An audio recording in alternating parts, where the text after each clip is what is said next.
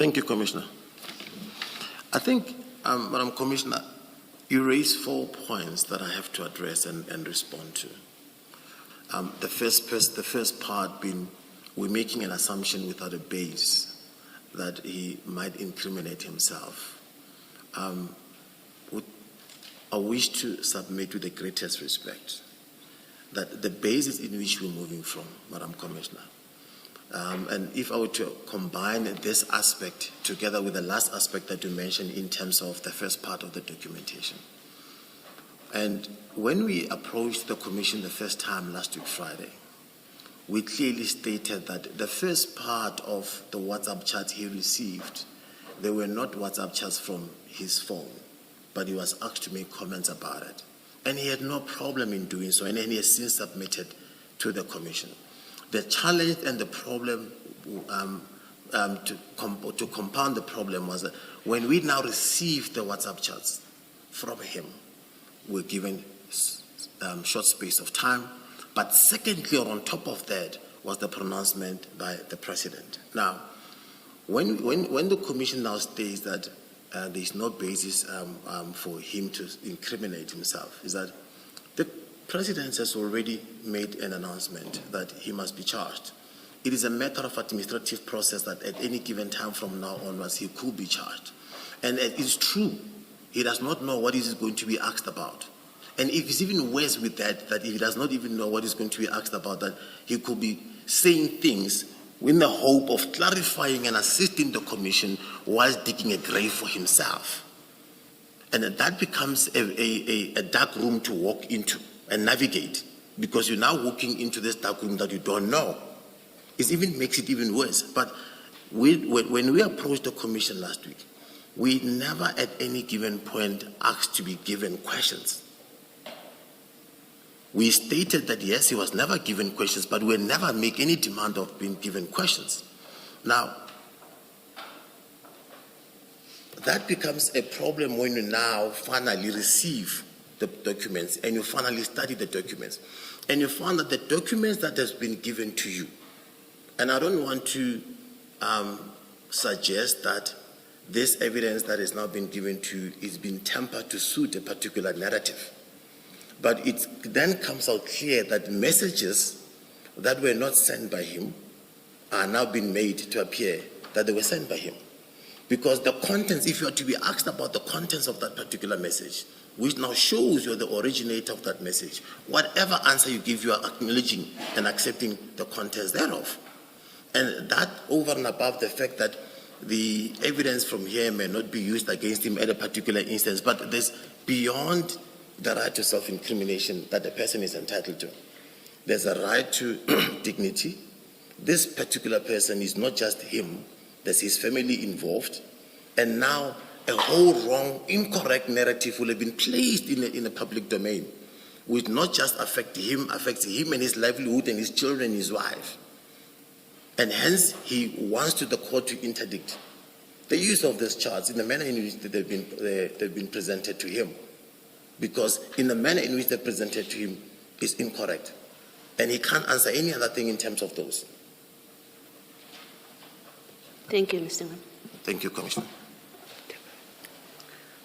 Can I just, good morning, just clarify 2 things. I'm looking at the President's statement here. And I want you to tell me where the President says this witness must be charged. Because you're attributing to the President and to this Commission things that are not said anywhere, and you're using them as a basis for a postponement application and a High Court application. I will read for you what the President said in his statement. The Commission has said there's prima facie evidence of wrongdoing, and referrals are made in respect of these people.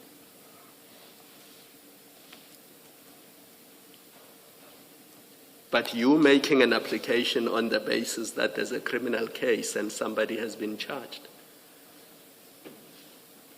But there's no basis for that. Because wrongdoing could be HR related, could have nothing to do with criminal proceedings. So don't attribute to the president statements he did not make. That's the first point.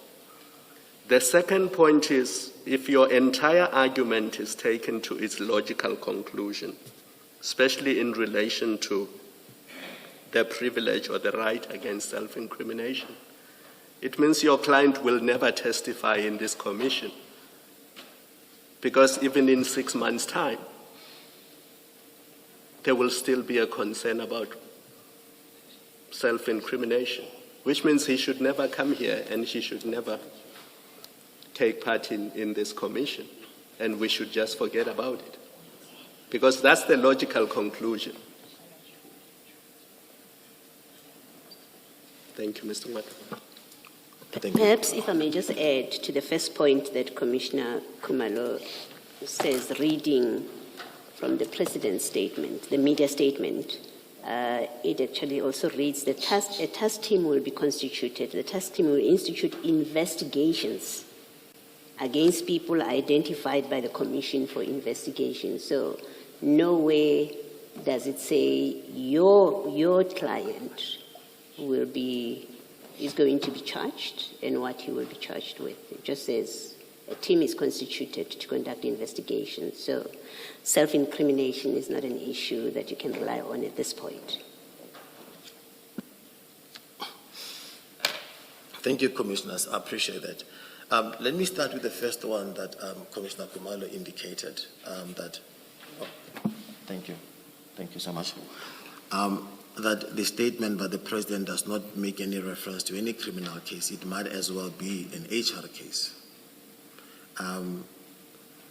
But once we are quite very clear that in terms of the terms of reference of this commission, the commission is to make recommendations and findings for criminal charges and any other process. And that's in terms of the terms of reference of this commission. So I don't think any terms of reference from this commission can be taken less the criminal aspect as well. That's number one. Number two, even if the process may Mr. Ngoato, you're not answering me. You said in your submissions, the President said your client must be charged. Commissioner, if Now, I was simply pointing out that nowhere in the President's statement does he say that, because the statement says the Commission has found prima facie evidence of wrongdoing and has made referrals for investigation, which is what Commissioner Baloyi is emphasizing. Let's not play around with words. I mean, either you're answering what I'm saying and you address it specifically, or we don't deal with it at all. But to say you can imply other things that are not there, it's simply incorrect. You're making an application, and you're saying one of the grounds upon which the application is brought is that the day he was supposed to testify, he found out that the President said he must be charged. Either that is correct or that is incorrect. And then we can deal with the issue of self-incrimination, which, as I said, on your argument, that will always be there, which means on your argument, he should never come to this commission and testify. So those are the 2 points. Please deal with them specifically, but let's not go around them. Commissioner, unfortunately, sometimes there is no just a simple way just to give you a yes or no to an answer. You have to give a context to it. And giving a context to it is not avoiding answering your question, but it's just trying to clarify the issue. But what I'm trying to say to you, Commissioner, is no tax team, no investigation will not lead to a person being charged.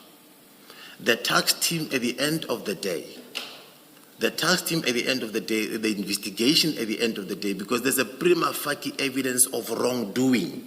Wrongdoing in this instance has not been explained, whether it's wrongdoing only in terms of HR-related matters or in criminal matters. So whatever way that is going to answer, there is already a prima facie wrongdoing before he could make a written submission or could say anything. And that in itself, Honorable Commissioner, is a ground for one to Mr. Ngoato, isn't that the problem? You don't know what wrongdoing has been identified. You have absolutely no idea. Absolutely not.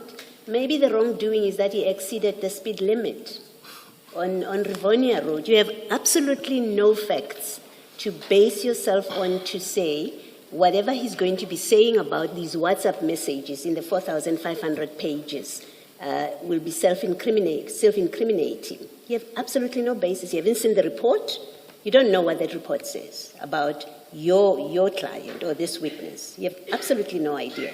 And so you have no basis whatsoever to say anything at all that he's going to be saying here is self-incrimination.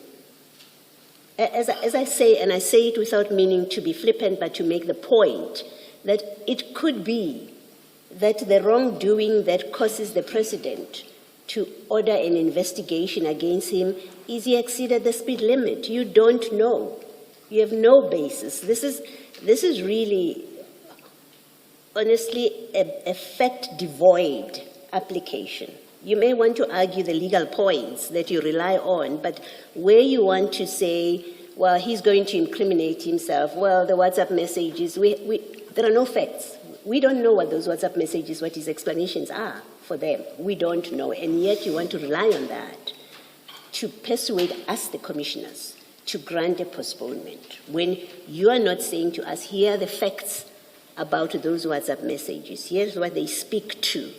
And so you commissioners should not allow them to be showed. I mean, that's what you do with an application. You're asking for an indulgence from us. There's no order of court that says we can't proceed. So as matters stand, we are entitled to proceed. You seek an indulgence.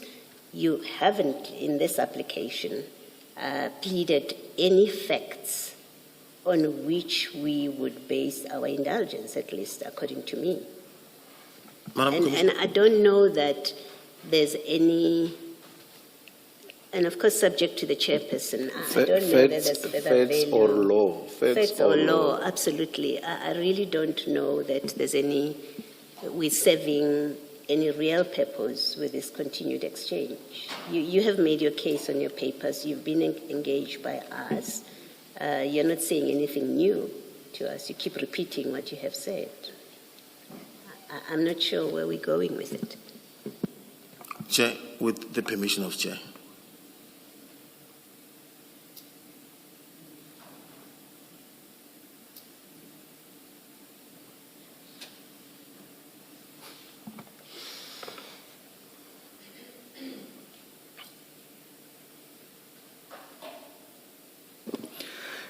Yes, Mr. Ngoato. Thank you, Chair. Chair, I really don't want to appear not